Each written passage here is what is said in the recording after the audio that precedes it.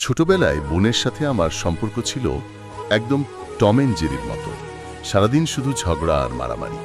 আমি ভাবতাম ও শুধু আমার আদর আর জিনিসের ভাগ নিতে এসেছি। ও টিফিনের টাকা না খেয়ে একটা মাটির ব্যাংকে জমাতো। আমি হাসতাম আর বলতাম, কিরে কিপটা, এই টাকা দিয়ে কি বিশ্বজয় করবি? আজ আমি বড় হয়েছি। হঠাৎ একদিন আমার খুব টাকার দরকার হলো। বাবার কাছে চাইতে লজ্জা লাগছিল। কোনো উপায় না পেয়ে আমি দিশেহারা।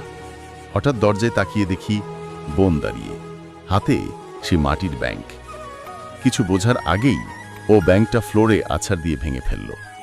ঝনঝন শব্দে সারা ঘরে টাকায় ভরে গেল। ওর ছোটবেলার সব জমানো পুঁজি।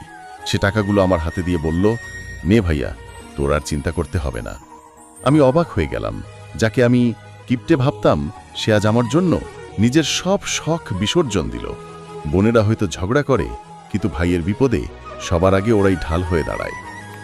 তোমার ভাই অথবা বোন থাকলে কমেন্টে একটা লাভ ইমোজি দিও, আর চ্যানেলটি সাবস্ক্রাইব করতে ভুলো না কিন্তু।